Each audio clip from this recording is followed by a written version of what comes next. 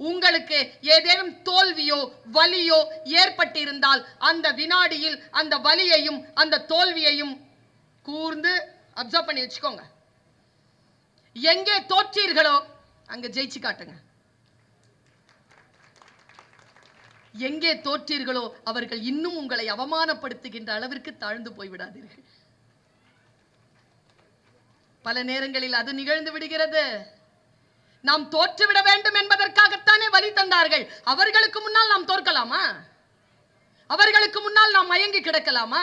கிடக்காமல் இருப்பதற்கான வழியை கண்டுபிடித்து மேலே ஏறுவதற்கான அந்த ஆற்றலை பெறுவது. நான் பல நேரங்களில் யோசித்து பார்த்திருக்கிறேன். பல பேருக்கு நான் சொல்லுவது புரிந்து போகும், சில பேருக்கு புரிவதே இல்லை. இந்த கூட்டத்தில், இந்த மூங்கில் காட்டில் எந்த மூங்கில் புல்லாங்குழல் என்று நான் மறுபடியும் கேட்க வேண்டும். ஒரு விஷயத்தை சொல்கிறேன். வாழ்க்கையின் ஆதாரம் நமக்கான விஷயமாக வருகின்ற பொழுது அதை எப்படி வடிவமைப்பது? இப்ப நான் இங்க எல்லாருக்கிட்டையும் எல்லாருக்கும் கனவு இருக்குல்லப்பா. குழந்தைகளுக்கெல்லாம் கனவு இருக்குல்ல? எல்லாருக்கும் இருக்கு கனவு. யாருக்கு இல்ல கனவு? எல்லாருக்கும் இருக்கு. உதாரணமா சொல்லவா, டிரைவ் பண்ணணும்னு நிறைய பேருக்கு கனவுங்க. சின்ன வயசுல இருந்தே கனவு பல பேருக்கு, காரை டிரைவ் பண்ணணும். அந்த கனவுல எதை தெரியுமா மிஸ் பண்ணிடுறோம்? சொந்த வண்டி ஓட்டுறதா வாடகை வண்டி ஓட்டுறதாங்கிறதெல்லாம் மிஸ் பண்ணிடுறோம். டிரைவரா வரணும்னா இயற்கை டிரைவர் ஆக்கிருது. அதுல எதுன்ற தெளிவு உங்களுக்கு இல்லாததுனால எது கொடுக்குதோ அதை நம்ம வாங்கிக்க வேண்டியதா இருக்கு. ரொம்ப மிகப்பெரிய ஆழமான ரகசியத்தை சொல்கிறேன். நான் இந்த உலகத்தில் எதை தேடிக்கொண்டிருக்கிறேனோ அது என்னை தேடுகிறது என்று சொல்கிறார் ரூமி. ரொம்ப ஆழமான வார்த்தை இது நான் சொல்வது. ஒரு 17-18 வயசு பசங்க கிட்ட போய் சொல்லிட்டேன், நீ எதை தேடுகிறாயோ அது உன்னை தேடுகிறது ரூமி சொல்கிறார். ஒருத்தன் எழுந்து கத்துறான், நிஜமாவா மேடம்? நம்பலாமா மேடம்? நீங்க சொல்றத நான் நம்புறேன் மேடம். ஏய் அது இல்லடா, நீ சொல்றது வேற, நான் சொல்றது வேறடா. நான் அப்படிதான் என் முட்டி வலிக்கோ முட்டி இடிச்சிக்கோன்னு சொல்லிட்டு பஸ்ல ஏறும்போதெல்லாம் யோசிப்பேன்டா. 12 வருஷத்துக்கு அப்புறமா ஒரு 2 வீலர்ல போய் விழுந்து முட்டி பேந்துருச்சுடா. நீ எதை தேடிக்கொண்டிருக்கிறாயோ அது உன்னை தேடுகிறது. அது மரணமாக இருந்தாலும் உங்களை தேடும், ஆபத்தாக இருந்தாலும் உங்களை தேடும், காமமாக இருந்தாலும் உங்களை தேடும், போதையாக இருந்தாலும் உங்களை தேடும். நீங்கள் எதை தேடுகிறீர்கள் என்பதில் தான் உங்களுடைய வாழ்க்கையின் உயர்வும் தாழ்வும் இருக்கிறது என்பதனை புரிந்து கொள்ளுங்கள் என் தோழமை. சில விஷயத்திற்கு நோ சொல்லுங்கள். அது வருவதனால் உங்கள் வீழ்ச்சிக்கு அது காரணமாக இருக்கும் என்றால். நான் ரூமி சொல்லுகின்ற இன்னொரு வார்த்தையை சொல்லிவிட்டு போகிறேன். இது வெறும் பேச்சாக நான் பேசவில்லை, சிவகங்கையில் மட்டும் நான் சொல்கிறேன். மற்ற இடங்களில் நான் பேசுவது வேறு.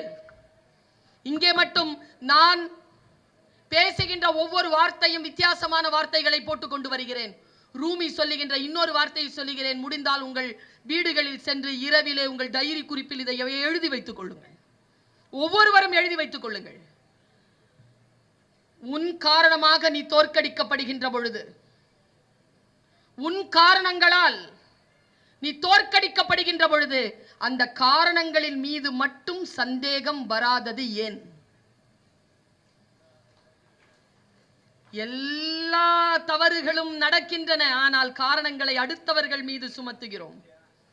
இந்த பிழை நடப்பதற்கு, என் வாழ்க்கையில் இந்த தோல்வி நடப்பதற்கு ஏதோ ஒரு காரணமாக நான் இருக்கிறேன் என்று நான் அந்த காரணங்களின் மீது சந்தேகத்தை எழுப்புகிறேனோ அப்பொழுதுதான் என் வாழ்க்கையில் சில உயர்வுகளை நான் பெற முடியும். நான் இந்த வார்த்தையை உங்ககிட்ட சொல்றேங்க. நான் பல நேரங்களில் இதை பேசி இருக்கிறேன்.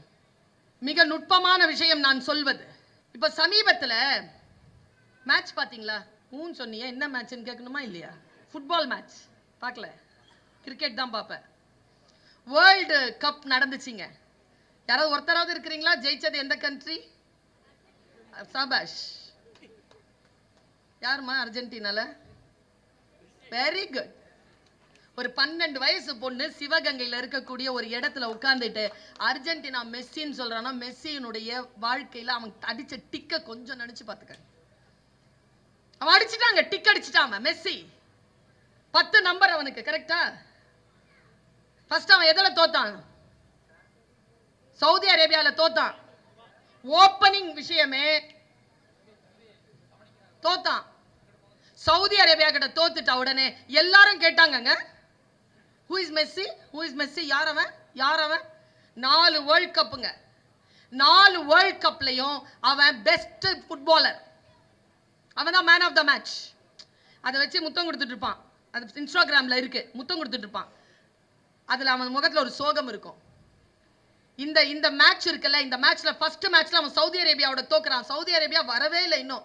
அதுக்கு ஃபுட்பாலுக்கே அது எந்த புகழும் கிடையாது. அதுக்கிட்ட அர்ஜென்டினா தோக்குது. Great fall. இது ஒரு வீழ்ச்சி. எல்லாரும் அவனை கிண்டல் பண்றாங்க. அவன் நொந்து போகலையே. கடைசியா கப்பா அவன் தானே ஜெயிச்சான். 7 கோல் போட்டானு ஒருத்தன். இன்னைக்கு காலையில் என் பையன் அனுப்பியிருந்தான் ஒரு கிளிப்பிங். ஓடுறாங்க, 29 கிலோமீட்டருக்கு ஓடுறான். ஜெயிக்கணும்னு முடிவு செஞ்சிட்டீங்கன்னு வச்சுக்கோங்க, ட்ரெயின். அந்த விஷயத்துல ட்ரெயின் ஆகணும். அவன் ட்ரெயின் ஆனா, அவன் ஜெயிச்சான். ஜெயிச்சுட்டு அந்த வேர்ல்ட் கப்பை வாங்கிக்கிட்ட அவன் நின்று கத்துற போட்டோ எல்லாம் புகழ்பெற்ற போட்டோ இல்ல. ஒரு போட்டோ புகழ்பெற்ற போட்டோ. அதை அவன் பெட்ல போட்டுட்டு மல்லாக்க இப்படி படுத்து தூங்கிட்டு இருப்பான். உலக புகழ்பெற்ற போட்டோ. வெற்றி என்பது எது தெரியுமா? சாதித்த பிறகு நாம் கொண்டாடுவதற்கு பெயர். கொண்டாடுவது என்பது அடுத்த கட்ட நிலைக்கு நம்மை பொறுப்பாக்கிக் கொள்வதற்காக எடுக்கக்கூடிய ஓய்வுக்கு பெயர்தான் வெற்றி என்று மெஸ்ஸி சொல்கிறான்.